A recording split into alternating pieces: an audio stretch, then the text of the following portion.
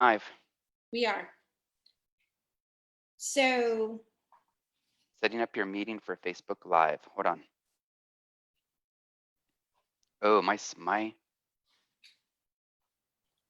meeting is now streaming live on Facebook.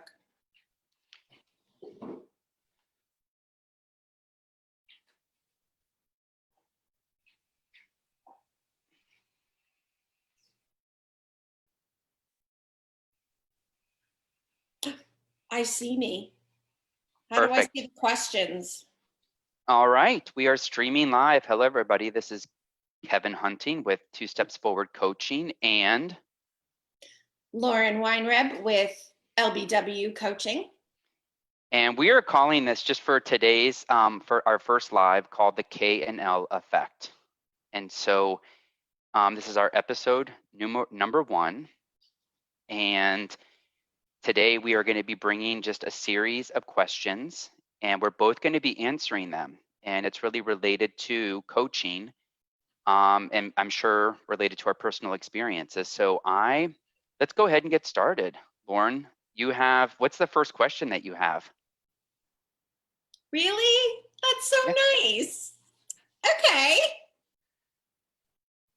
In one word, maybe 3. How would you describe coaching from your inside spirit? The first word that comes to mind, which is such a key component of coaching, is it really is a liberating experience. Coaching to me is it's liberating.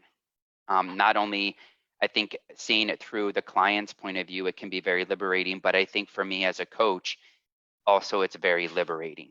How about you? Am I allowed to curse? We didn't cover the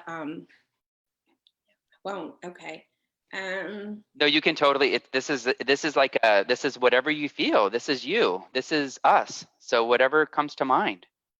So I want to say transformational, but I kind of want to say trans-fucking-formational.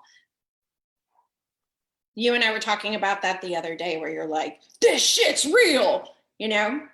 No, and it's just powerful, the whole experience, and that's why when I think I say liberating because it's a part of that transformation. It's right. It's liberating in the sense that you basically get to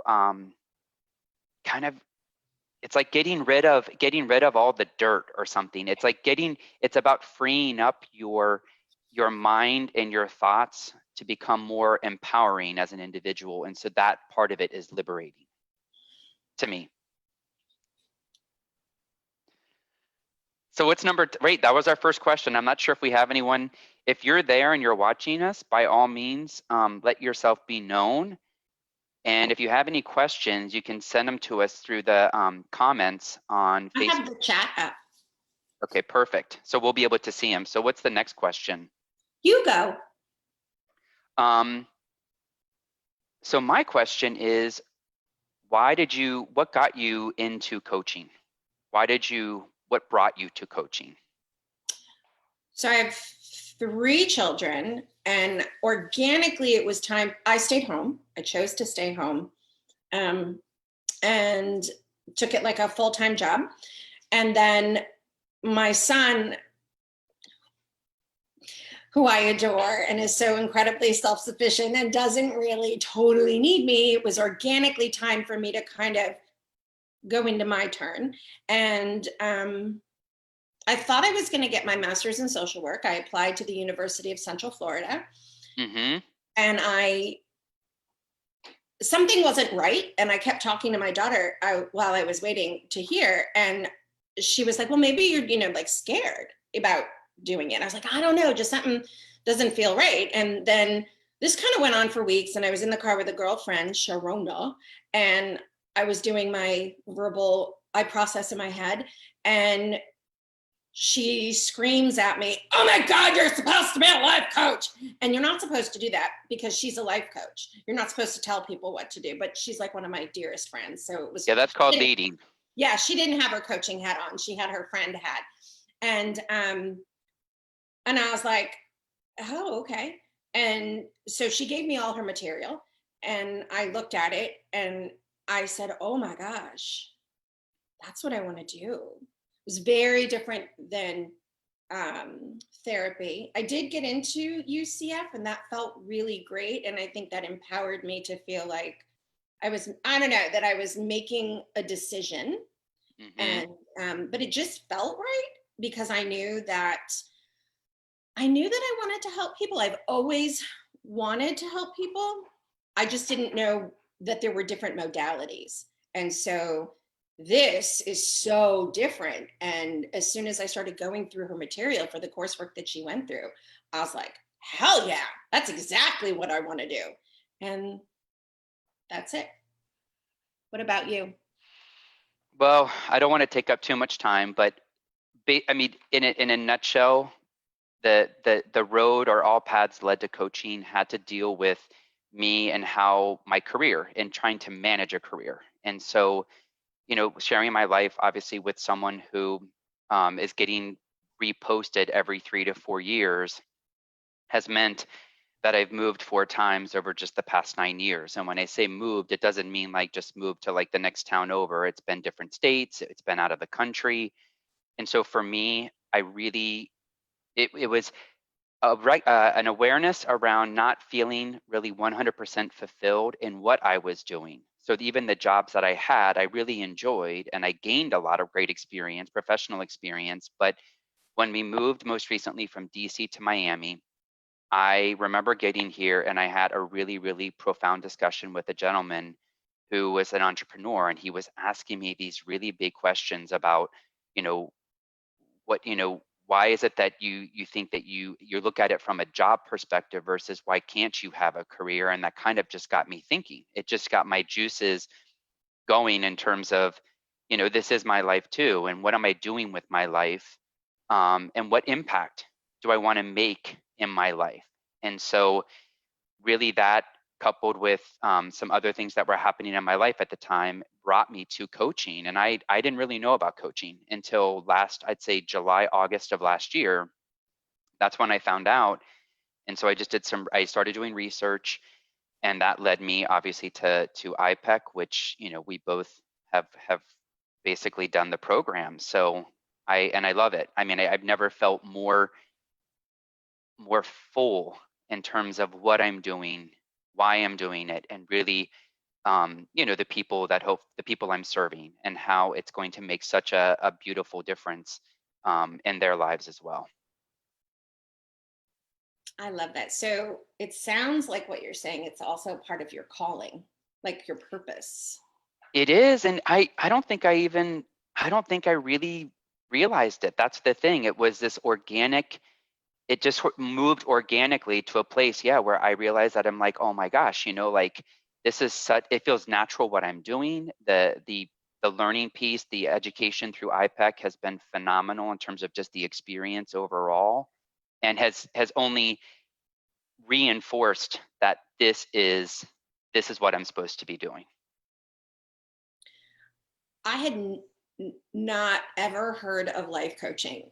And then I would say, in that span of waiting to figure out whether or not I was going to get into graduate school, because that's what you do, right? Mm-hmm. You get your master's in social work, you become an LCSW. I mean, that's just what you do.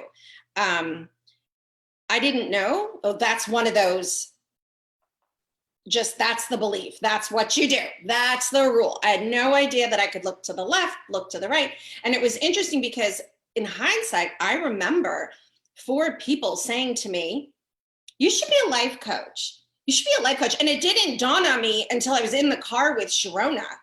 And I just thought she was a really smart friend because she's not actively working as a life coach. She's working in a field, residential housing, and for children with autism. It's amazing, but she's using those skills as a coach. And so I didn't even think about it. And when she yelled at me, I was like, okay, clearly the universe is trying to tell me something, because I recall, and it really is an amazing field. It's very empowering. Awesome. So what's the next question on your list there? Okay. Okay. What, through your training, through after the training, through, every day we're just in a different place, we're exactly where we should be. What has been the greatest shift in your life because of this, your aha moment? That's a great question. I think I honestly, I don't know if there's been several, like, I think major, areas where I've been pivoting, so to say, or shifting. And I would say that the most recent place, and you know that I love this topic about like mindset and how you show up. I think that if you're not close to coaching, the beauty of it is, and the power of it, because I've actually experienced it myself and I've seen it with other clients of mine, is that what once used to be something like the beliefs and certain thoughts that you may have had that were holding you back from really playing, like, being fully expressive in who you are, and also coming from a place that you were empowering yourself. Those are two kind of key areas, and I know I make it, there's so much more below that. That's what I would say, is that in the process of the journey for myself, you you really become a stronger individual, but not stronger in the sense that there's like power. It's just that you come from a place where you start to see more opportunities. You can actually, you can sort of manipulate you if you want. You can choose to show up how you want to, and I think that's the power. And I've noticed a shift in myself, because in using the tools, that obviously IPEC has so put in front of us in terms of the learning and the education.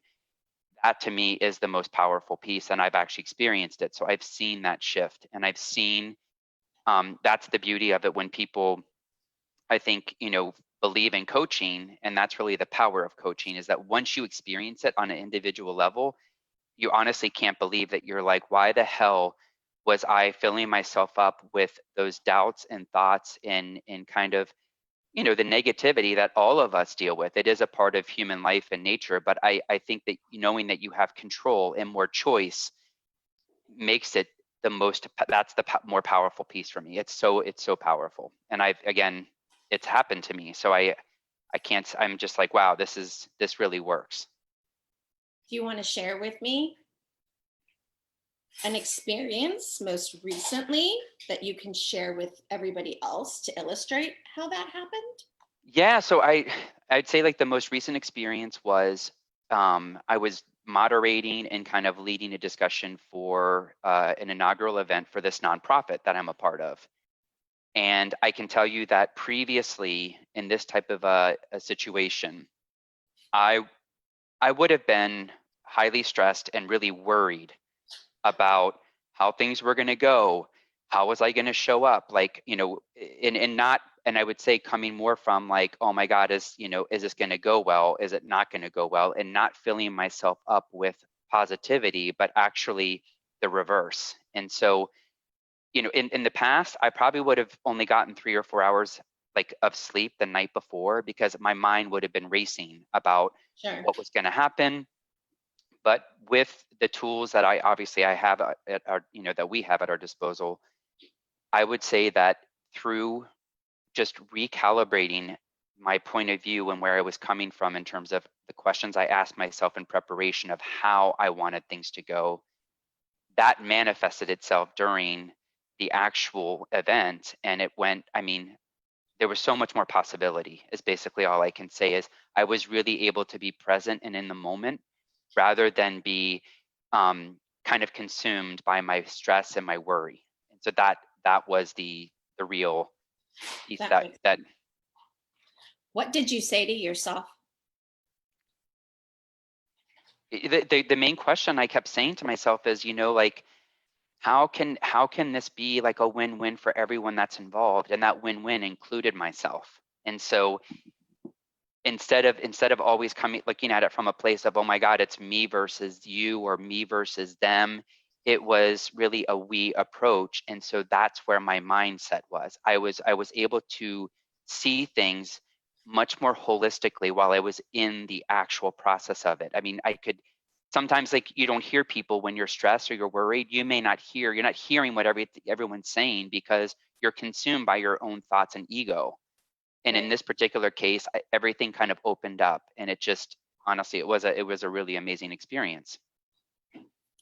It sounds really powerful that you were able to decide to choose to show up the way that you wanted to. Yes. What about you? What's a big shift that has happened for you?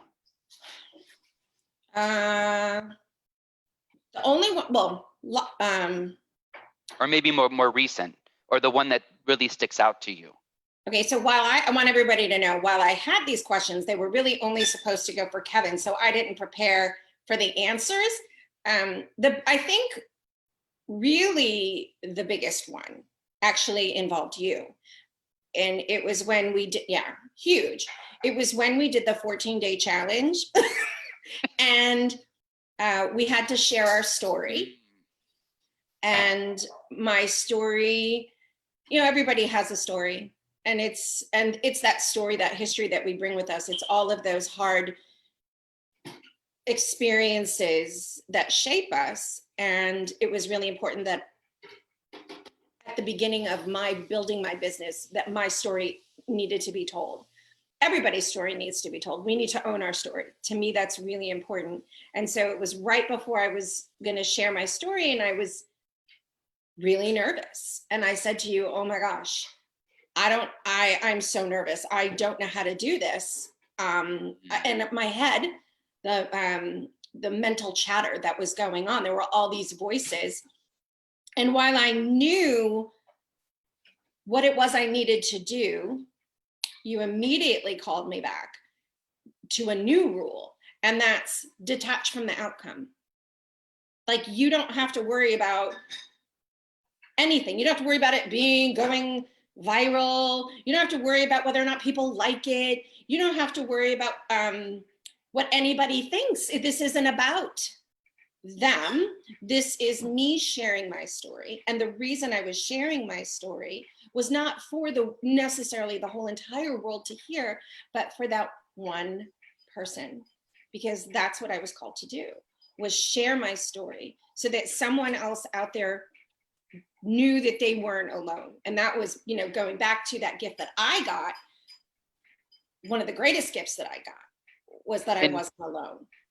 When in that process, what was like one insight, like one of the biggest insights that you were able to gain about yourself?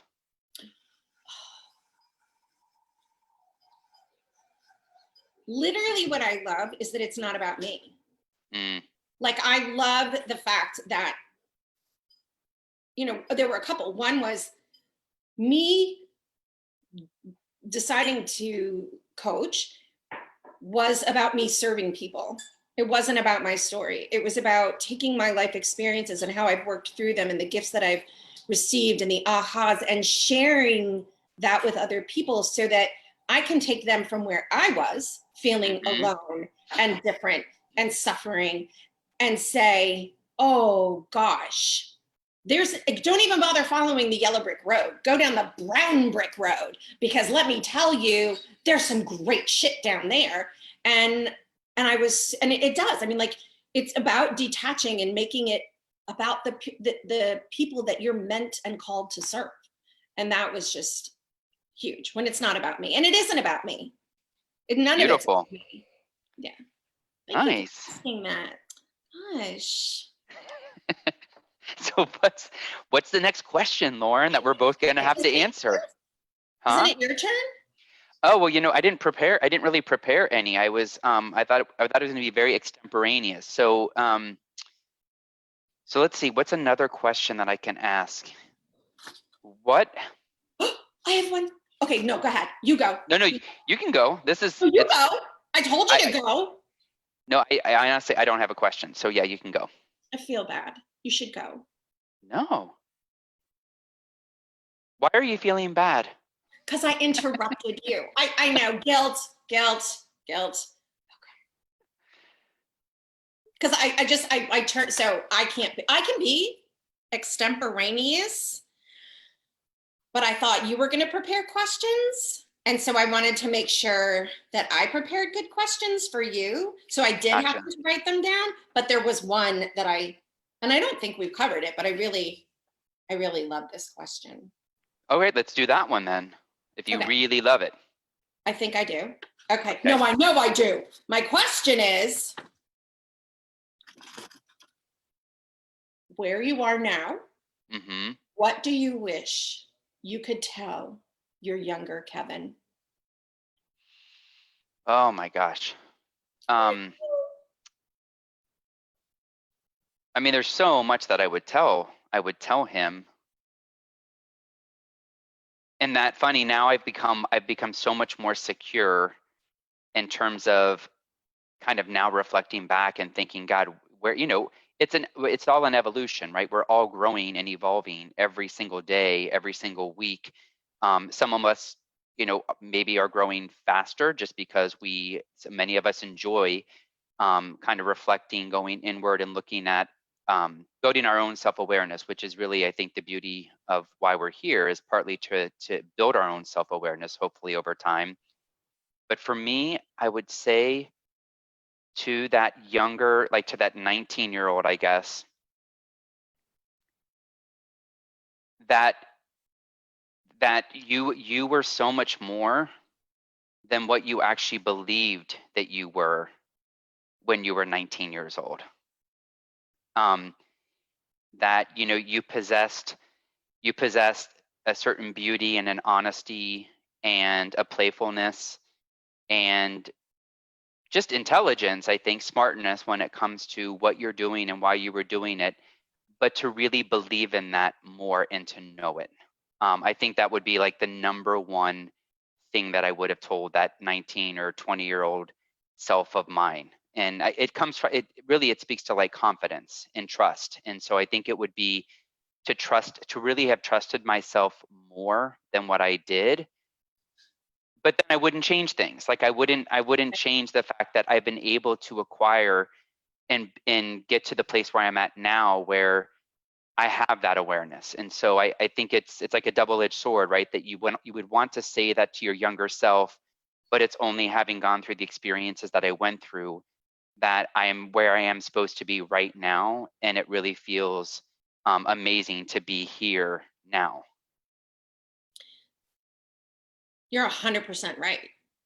100% right. I don't, you know, everything everyone has gone through has ultimately made us who we are. Mm-hmm. And yeah, I don't think I would trade that either. I don't think I would trade those life experiences, because it's because of those life experiences that I am exactly where I am. And that's exactly where we're supposed to be. We are exactly where we're supposed to be.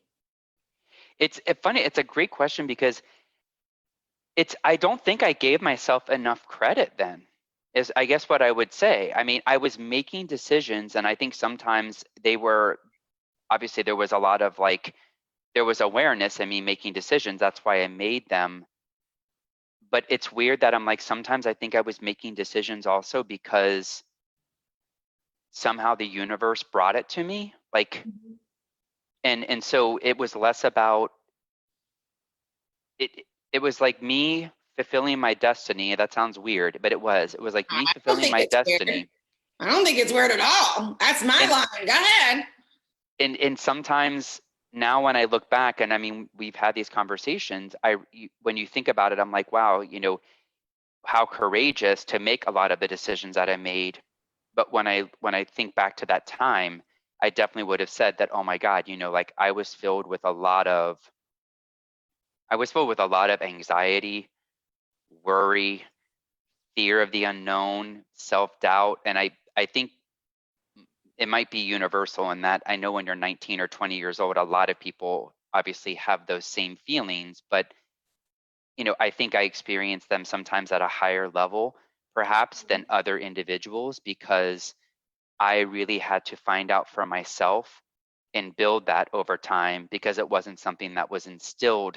It's not something that I learned or believed um, about who I actually am versus who I thought I was. at that time. It was something that seriously, that was only through those experiences that I was able to slowly build that. And so, yeah. What about you? Forgot the question. What Wait. would you tell your younger, like you could be whatever age, but your younger self? Right. Okay. So that's why I forgot the question, was because I was listening so intently to you and following your story. And because like I instantly thought it was going to be one thing, and then I was listening to you and it just hit me in such a spot. I think I was going to say, you're not alone. But then when I was listening, I think that's where I thought I might, what I might have said. But now I realize that I would have looked at my little scared self and said, oh my gosh, you're amazing. Don't listen to the bad voices. You don't have to hold them. You don't have to listen to certain parents' words and energy and people in school and teachers that through mean, hurtful, damaging things. You're everything. Oh my gosh. Like, I really wish I could have looked at myself and said, God, there's one of you. God has a plan for you. God loves you. Not like in a religious way, but like, you are amazing. You have a purpose. You're beautiful. No, don't take all that information in. You don't have to hold that. You don't have to incorporate that into your existence. You can make a choice to say that's their stuff. Mm-hmm. You're beautiful. You're everything. I wish I could have said that. That's a great point. I feel like that it resonates with me too, in that I think that if I were to look back, I wish I would have gone through something. I would have gone through IPEC sooner. I think that's what I definitely. At 5. I think yes. You know what, IPEC? I don't even know if you were around when I was 11 years old, but if you were, I should have joined you then. I should have started the coursework when I was 11 years old. No, because it's really powerful, the experience, and just like you said, the idea of who we think we are versus who we actually are is there's such an interesting interplay there, because who you think you are is what you were just mentioning about, believing certain things about yourself that really aren't that had nothing to do with you. They aren't you. They're what you believe to be true, and that someone either told you Right.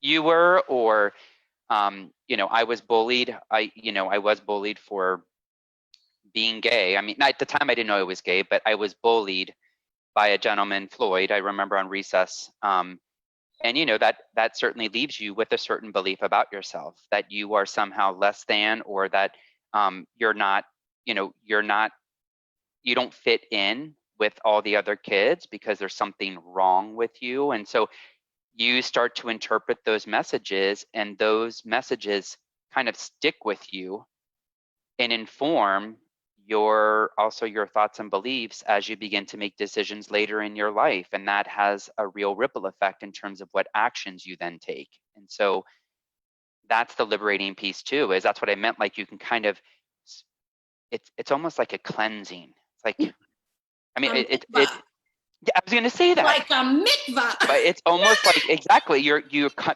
out is. you come out like with tools to renew who you are based on who it is you want to be, not what you believe that you were supposed to be. Yes. Not the crap that people slung at you, that we just learned in life to take because that's what we thought we were supposed to do. And I did not know that I write my rules, that I decide what serves me, that I decide what doesn't power me, that I can say, oh no, hell no, I'm putting that one over there. Because it's my life. I decide, my choice, my belief system. I don't have to take on your belief system.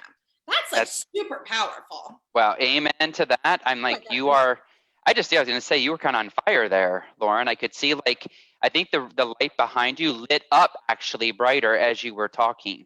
Kind of want to have like BB and CC whining behind me, you know? I know a place, y'all. Okay, go ahead. I'm sorry. So that was a great question, and I think that was really good. So what's another question? Because you have a lot of questions, so they're great questions. Okay, so I just want to point out, Yes. because I'll sit here all day with you. Uh-huh. It's 39. Can you believe that?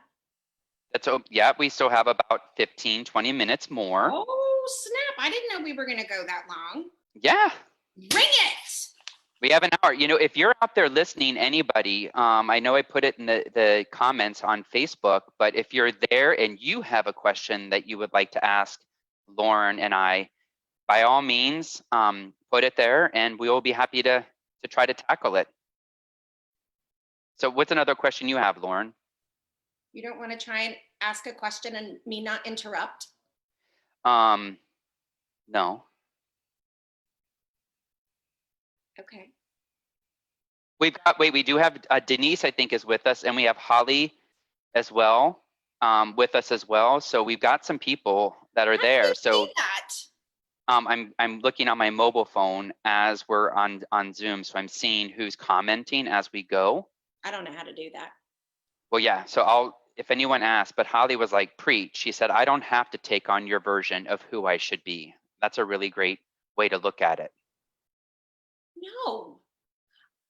Brene Brown seconds that. She talks about in her Call to Courage video the fact that we don't have to hold the meanness, the ugliness that people give us. That is literally as simple as, hell no. I don't know that she said it that way, but that was my visualization of, you know, people who say things that aren't kind, that are mean, not constructive, anti-you. That's not about you. That's about them. Yeah, absolutely. 100% about them. Now that doesn't mean but think about how many times, right, we go through our days where sometimes we get caught up in someone else's bullshit, their beliefs, like, right? I mean, it happens to us every single day that, you know, sometimes we do get angry or we have a conflict or, you know, we can go to that place, but you're right that the beauty is that it's a choice. You do have a choice in the matter, even though many people think that they're like, you know, I have no choice in this. I have no control over the outcome, but that is the furthest thing from the truth. And that is the beauty of coaching, is that you have more control than you think you have. You have all the control. Absolutely. You have all the control. I can tell you on that note, when you were talking about that, to me, I was thinking about the fact that I spent 48 years literally taking in everybody's information. Oh, wow. And I didn't know that, you know, I always believe that if somebody said something, there has to be an element of truth. And the truth is, certainly if it comes from someone that I love, I would listen to what it is they're saying because I love them and I certainly wouldn't ever want to hurt somebody, or I should be self-reflective. But there is that possibility that it is their stuff. And because we all come to every situation with our own filters of, you know, I'm talking to you because my sister-in-law talks to me like that, or I'm talking to you because, oh, that sounds familiar. That's how my mother would talk to me. You really want to make sure that when somebody talks to you, you want to hear it through whatever filter you want to understand whatever filter they're hearing it through. And you can decide, it's not being like, you're not going to judge what they say, but you have to use your own good judgment to decide if what they're saying is, you know, where the truth is, and then those pieces, and then what's the part you give back or you drop. You don't even have to give it back. They're not that's not necessary. Drop it. Give it. That's done. But you know what I would say is that is one of the hardest things I think to learn. It's to learn, but to actually practice, like you said, day to day is, and I speak for myself here too, because I just know from my personal experience that, sometimes when I'm dealing with certain people in my life, that I'm not going to mention here because this is the K and L effect. But certain people, it's sometimes hard to, like you said, just sit in sort of non-judgment and kind of and decide for yourself, is that is should I take that on, or should I let that affect me in some way, shape, or form? Because I get to decide how I let something affect me emotionally. I can decide if I want to be angry or if I want to come from a place of joy. But practicing it, I think, is where it can take a lot of effort sometimes. It's not always the easiest to do, but you're right in that you absolutely in that moment would have the choice to say, you know what, that's how you are choosing, that's what you are choosing to see right now from wherever you're coming from and whatever your previous experiences have been. But I don't have to see it the same way. You said something really important, and I want to add Yeah, to it. What I think that also is important to know for people who at some point will be listening is it's not something that is done easy. It's kind of, you have to build that emotional muscle, and absolutely. it's about practicing it. No matter how scary it is, no matter, it is going to be uncomfortable. It's a new behavior. Anything that's new that challenges that inner part of who we are definitely is uncomfortable. But the second time you do it certainly isn't as uncomfortable as the first time you do it. And the fifth time that you do it isn't as uncomfortable as the first time. So have faith that it's that practicing. It does not happen. And it doesn't mean that at some point you don't do that. We're human. That's the human experience. But it's being mindful and closing the gap on the impact that it has on you for the duration that it has on you. But once you create that self-awareness, once you open that door, I was talking to somebody yesterday, and can I share this? I sure. Okay. And she was talking about, this was so great. I was talking to somebody yesterday, and is my best friend from college. And she was saying, gosh, I want to be a better friend. I know we don't get to talk so, very often. She goes, can I tell you what happens? I go to call you, and then I don't call you because I feel guilty that I didn't call you. And so I say, I can't call them because they're probably mad at me that I haven't called them. Called her out. I was like, okay. Damn, that's a lot. That's a lot in that statement. And I was like, oh, I love this. I said, first of all, you just told my story. That's your interpretation. So we went through the whole thing. Like, where do you get to tell my story? That was one. Number two, that guilt that you're feeling doesn't serve you at all. I said, no. So we went back to, that's your story. What's the other story that could possibly happen? Well, that you would be happy that I called. Duh. So which story best serves you? And she was Right. like, oh, I didn't realize that. I said, that is called an interpretation. That is something that you do that's getting in your way. And she goes, well, I always think I'm the only person who ever does that gets so busy and doesn't call you back. That is like the most, I mean, I think that must be the one commonality that happens between so many people, right? Is this idea that I'm the only one, and you're like, bullshit. Like right, 9 times out of 10, it's not you. There are certain cases where I'm sure someone is really the only one because it's such a unique experience that not that many people would probably have it, but certainly in most cases, you're right. It's like, well, you know what? You're not the only one. Hate to tell you this. I used to think the same thing that you thought, and then you start talking to other people who, at least if they're being honest with themselves, can say, you know what? Oh, wow, I've thought the exact same thing. Like I've had the exact same thought. And so I do think that is so critical when it comes to people is right. Those those things that we tell everyone, we all do it. We all tell ourselves that really prohibit us from, like you said, kind of taking a step forward to your own personal freedom. It's like and it's the scariest thing to do sometimes. It really is. You think that, oh my God, I'm gonna die. I'm not, there's no way that I'm gonna be able to do this. Then you do it. And then you're like, oh shit, I did it. Oh my gosh. What does that mean? And then, right, actually the door, each time the door, I love that analogy, the door just keeps opening wider and wider. And next thing you know, you're like, I'm ready to jump through the damn door. It's amazing. Absolutely amazing. It was such a wonderful moment between she and I. And I said, I promise you, there have been plenty of times when my phone has rang and I didn't pick up the phone. I said, why don't you go ahead and poll 50 friends? I guarantee you 49 will agree with you, will say, I'm so busy, I don't pick up the phone. And the other person who doesn't answer you isn't answering you because they're too busy to answer you.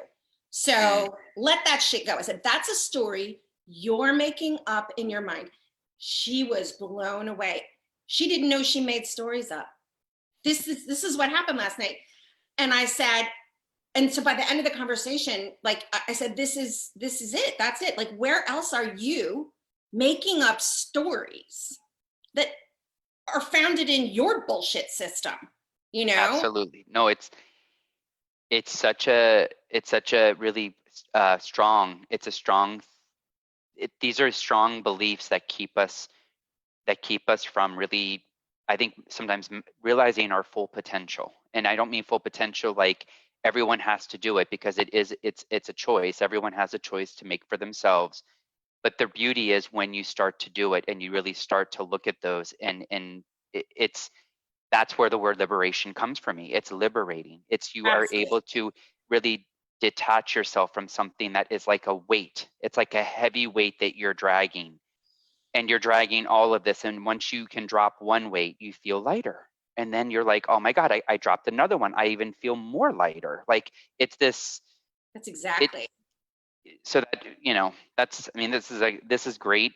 Um, this is a great session right now, because I think a lot of what it will help people understand is really a lot of the power of what coaching is. And I think a lot of people don't have a strong fundamental understanding of what is coaching. They may think one thing, but I think this gives a lot of information in terms of what it is and the power of it. So what's a last question that you have, Lauren? We have about 8 minutes left. Kevin, Yes. what is your current niche? Who do you work with? That's a great question. Thank you. So my niche is that I help professionals, and that includes LGBTQ professionals, to really develop the clarity and courage that they need in order to make their next big move. And so I really am focused on working with individuals who recognize that there's something that like we were mentioning before, there's something that they need to get clarity around, or that may be prohibiting them, hint, hint, those inner stories that we were talking about earlier in this segment, that need to be basically unraveled so that someone can really empower themselves to actually maximize their potential in whatever professional form they choose to. I mean, it could be, I have to admit that I love working with people who are also focused on, making a positive social impact. I will add that in there, that I really love and enjoy working with people who are making a difference, whether it's, with environmental issues, if it's around LGBTQ rights, if it's around anything related to equality and equality for a lot of different minority groups. I'm all in. Like those are the types of individuals. That's my jam. Those are my people. And that's what I do. And so I'm excited. It's exciting. And so I want to hear, what's your niche? Who are the people that you're trying to serve? Not Well, who are you trying, who are you serving, who am I Lauren? serving? So I started with empowering survivors of trauma and abuse to let go of the shit from their past. And then I decided, no, it's not about being a survivor of abuse or trauma. It's about everybody letting go of the shit from their past. Like, just bring your shit, because that's the stuff that is just completely screwing you up. It is, because we're living with that sack that you were talking about, you know, that Santa Berg carries, and it's too heavy. And it has nothing to do with where you are right now. So I want to work with people to create the self-awareness so they can see just how much influence the past has on keeping them held back from their lives. So it's actually helping women release the shit from their past. Mm-hmm. You know, I realize I've been challenged a few. I do work with men, and they're like, where's the men in there? I'm like, it's fine. You come, you call, we'll talk. It's fine. So I got to figure, I don't know. But anybody who's got shit from their past, we're cutting that cord. Nice. So how, just quickly, because we have a few minutes left, how can, if someone's out there and they're hearing this and they're like, wow, I'm really interested, how can they reach you? Oh, this is okay. Well, they can go to my website, which is LBW Coaching. Do I have to tell them .net? Yeah, you would add that on, lbwcoaching.net. .net. That's one. You could Yeah. also just go to my Facebook page, LBW Coaching. Right? Of course. How Okay. many, what's another way they could reach you? Is there another way they could potentially reach you? Through you, and you would send them to me. I would do that. What, did I miss something? I'm not really good at the marketing thing. I'm just good at the showing up and drinking coffee thing.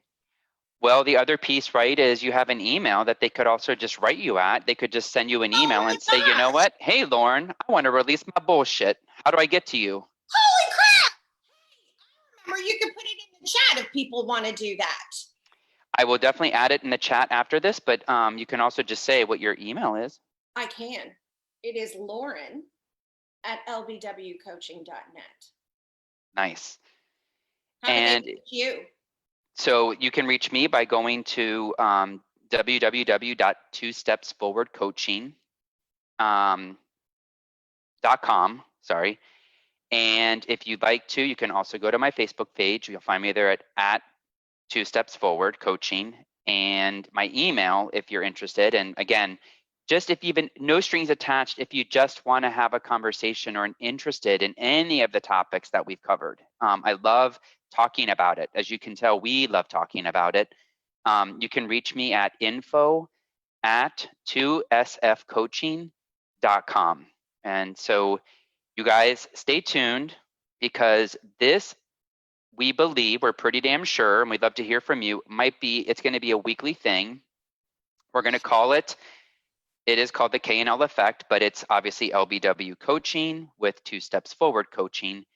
And so we'd love to start getting, I think, participation as we continue to move forward. Ooh, But this wouldn't is that be episode fun? 1. That would be Lewis so had much a fun. great idea. He was like, what about if you called it the coaching studio, the K&L effect? Just chew, just Mo. Just wanted to share it because you know he's going to tell you. Absolutely. So anyone who is out there, thank you so much for attending. I think we did have Holly. Thank you so much. You were, I think, there throughout it, most of it. And I think Denise was also with us, but more to come. And thank you guys for listening to us. Have an amazing, have an empowering day. Kevin. Yes. Thank you for playing with me. I love you. Well, I love you too. Bye, everybody. We hang up too, right? Hold on. I have to go back to Facebook and stop. To stop this damn thing. Where is it?